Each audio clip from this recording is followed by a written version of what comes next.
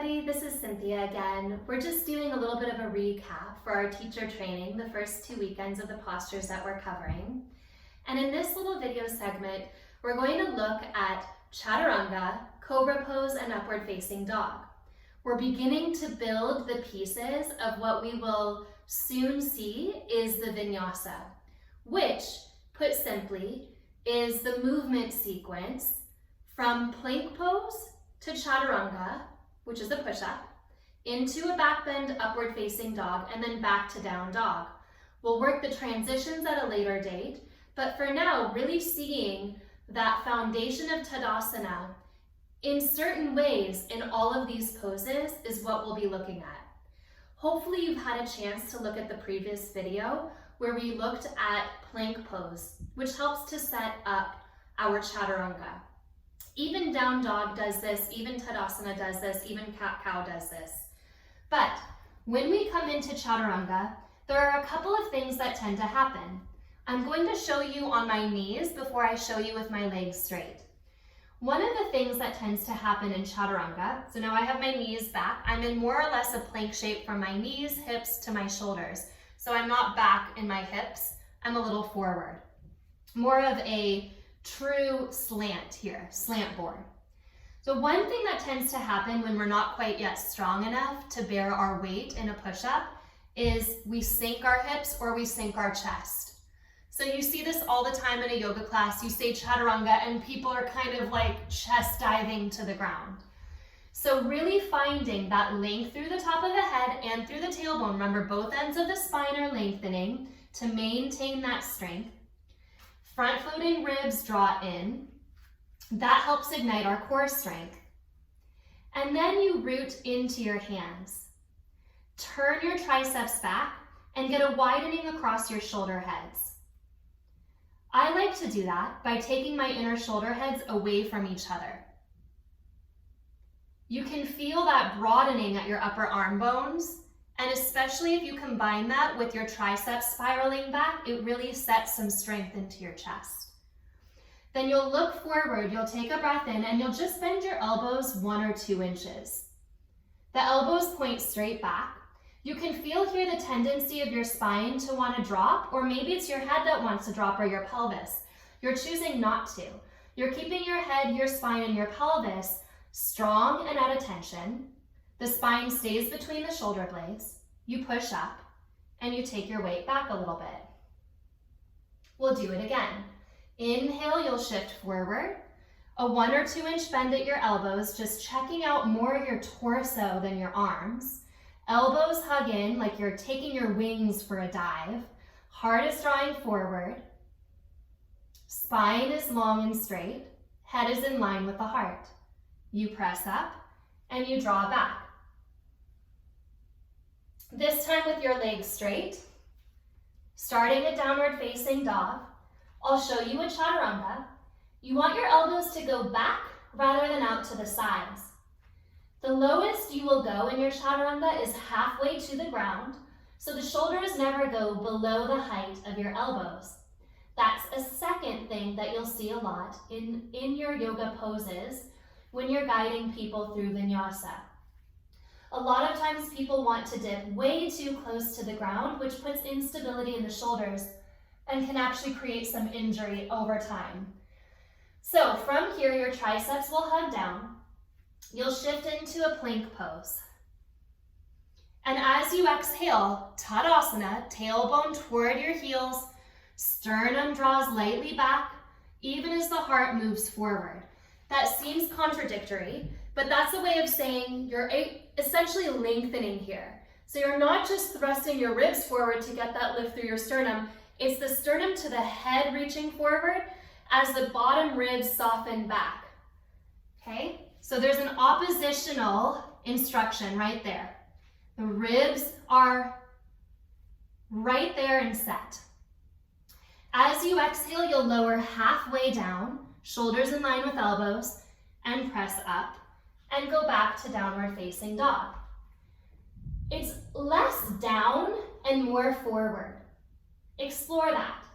Shift forward, inhale. Think less about going to the ground and more about going toward the top of your head. forward with the top of your head, you press up, and then you draw back. And we'll just do that one more time. Find Tadasana in plank.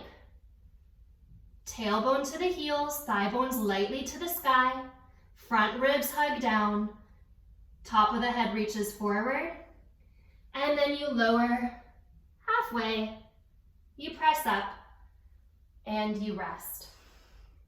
And this time we'll come all the way to the belly. I challenge you to hold your plank pose all the way as you land from plank through Chaturanga to your belly. So when you come down, theoretically, your pubic bone, your sternum, and your chin will land at the same time. So you'll shift forward into plank pose. Again, you're thinking of forward more than down. And then you bend slowly, slowly, slowly, landing everything at the same time. Point your toes. What's Tadasana here? Press through your feet.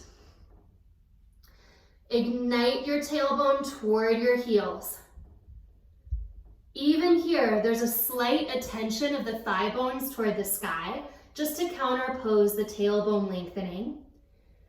That should put a little bit of spark at your glutes. You need that. Draw your low navel back and up. Can you see that that's another Tadasana cue? Low navel, back and up. And as you inhale with your hands alongside your ribs, you'll lift into a cobra. Kendall and I did a lot of videos on back bends, so you can refer to those. This one will just be looking at cobra as setting up for upward facing dog. As you exhale, you'll lower down. You want to make sure that your feet are in alignment, so the big toes are pointing straight back. Press down through your feet. Draw your low navel back and up, which feels like the pubic bone moving toward the navel. And as you inhale, you'll lift a little higher. Less about a hinge at your low back and more about that rooting through the pelvis and legs and sending your heart forward and through the window of the arms. And then you'll lower down. For upward facing dog, again, the hands are by the rib cage, shoulder heads are wide. This is your Tadasana instruction. Your triceps will wrap back and your shoulder blades will move down your back as your low navel moves forward and up. So press into the tops of your feet. Draw your tailbone toward your heels. And as you inhale, you'll rise up into your upward facing dog. You're not hanging your hips to the ground. You're directing your tailbone towards your heels. You're directing your pubic bone toward your navel. You're widening your shoulder heads, drawing your triceps back, pressing to the thumb pointer finger. And as you exhale, lower your knees, lower all the way down, and rest for a moment here. Taking this one into child's pose, point your toes straight back. Already your legs are working, your upper back is not. So as your feet press into the ground, your kneecaps might even hover a little bit. Draw your tailbone towards your heels. To use or not to use your glutes in your back bends. You want to use your glutes in your back bends. Not so much that you grip up your low back, but enough to feel that you are engaging the extension. Our glutes are one of our primary extension muscles, and so we use them. I like to say use your glutes about 70%. So it's almost like the crease at the bottom of your glutes squeezes into the thigh bones. From the lower glutes, you're engaging. Tailbone deep into the body. Already you're strong enough here. Hands back by your ribs, shoulder heads wide, and as you inhale, tailbone into the body, pubic bone rises, and you come into your up dog. Soften your elbows, wrap your triceps back, and root into your thumb and pointer finger. Don't they want to get light? Can you push them down? Lower your knees, and as you exhale, touch your toes together and rest in child's pose.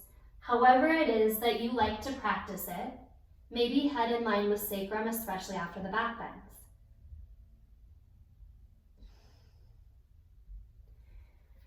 Thanks so much for looking at those 3 postures, and have a fun time playing, everybody.